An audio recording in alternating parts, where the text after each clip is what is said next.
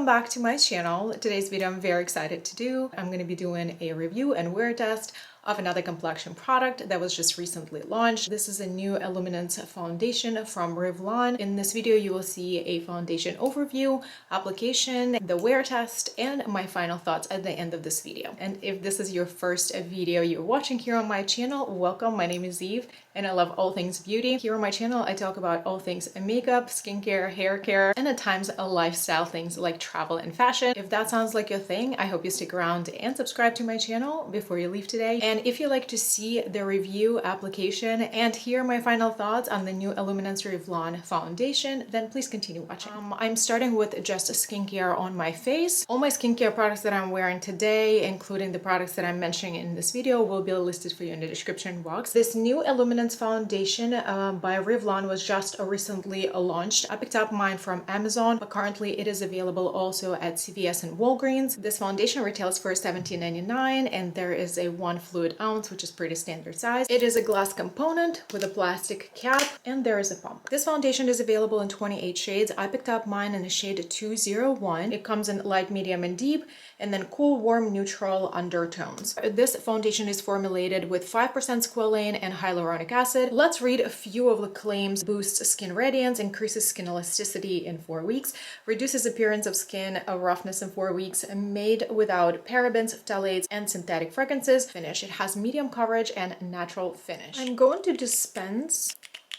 It takes me a few tries. I'm going to dispense 2 pumps of product. As you can see, the consistency is not too liquid but not too thick. Apply this foundation just on my bare face on my skincare. On this side of the face I would like to try a sponge application, and on this side of my face I'm going to try a brush. I zoom you in a little bit so you can see my skin a little bit closer. 2 pumps of foundation and I applied it with a sponge.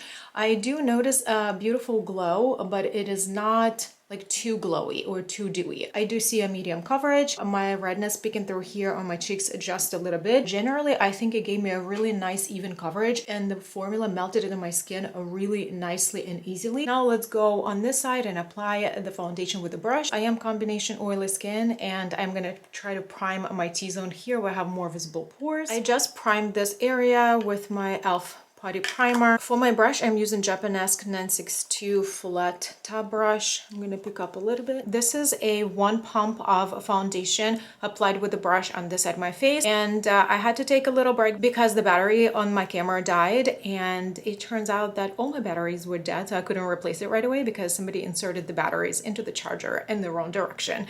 Don't ask who that person was, okay? Probably had to take about a 15-minute break to charge my batteries. So I will recap a few things here. Here I applied my e.l.f. Putty primer here on my T-zone, just in this area, not on my forehead. And I applied 1 pump of foundation on this side of my face with my flat top brush. That applied beautifully, and it was a very, very minor streakiness here in this area, so I retouched it with a sponge without adding any additional product. I really think that both application methods worked beautifully. I think that the brush was faster and I used less product, but the coverage seems to be really, really even. It is beautifully glowing. It's not greasy glowing. Forgot to mention it in the very beginning of the video. I'm 37. I have a combination oily skin. My T-zone is oily. The perimeter of my face is normal. My forehead is the oiliest part of my T-zone, and I have more visible pores here on sides of my nose. As far as the claims go on this product, so far I am getting a medium coverage and I am getting a luminous natural finish. So all those claims seem to be true. I do have another video also that I'm filming today,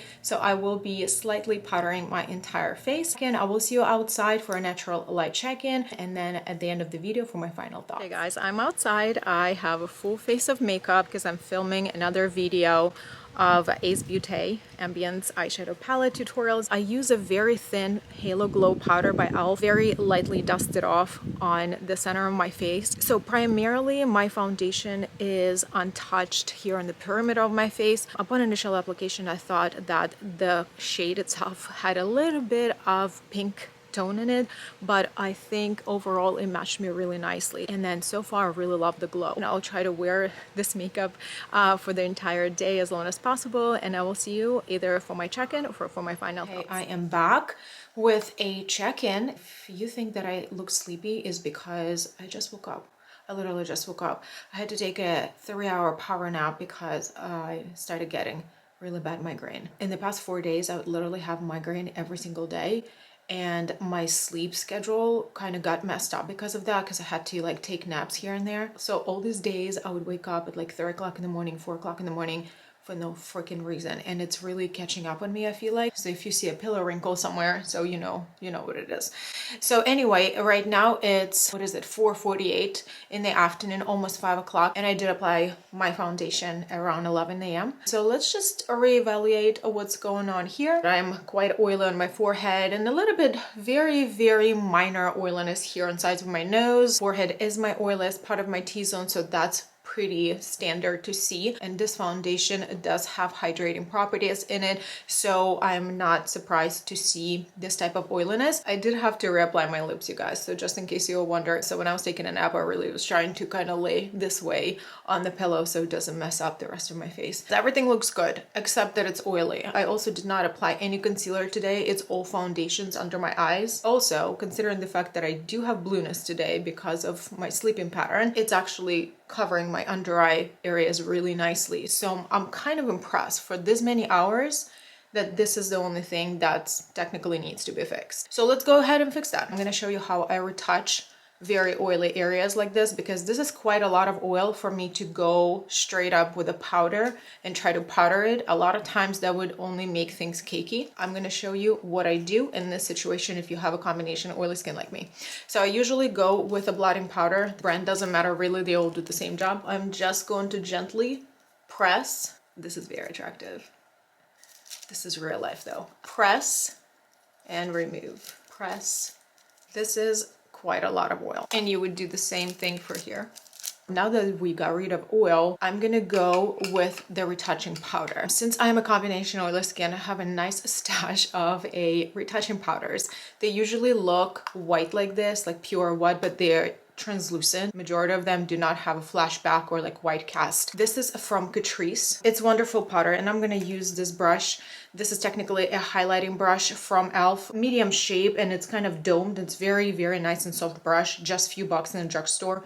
If you were looking for one, I recommend this one. So this is a pretty firmly pressed powder. You're gonna pack your brush like this, tap it off, and then you're gonna go like that and just tap it, and everywhere that you just remove the excess oil. And here you have it like new, and you will be good to go for at least another 3-4 hours. I'm quite impressed, I have to say. This retouched really beautifully. Not every single foundation is good at after retouching. I'm gonna see you guys for a final check-in, and I'll give you my final thoughts.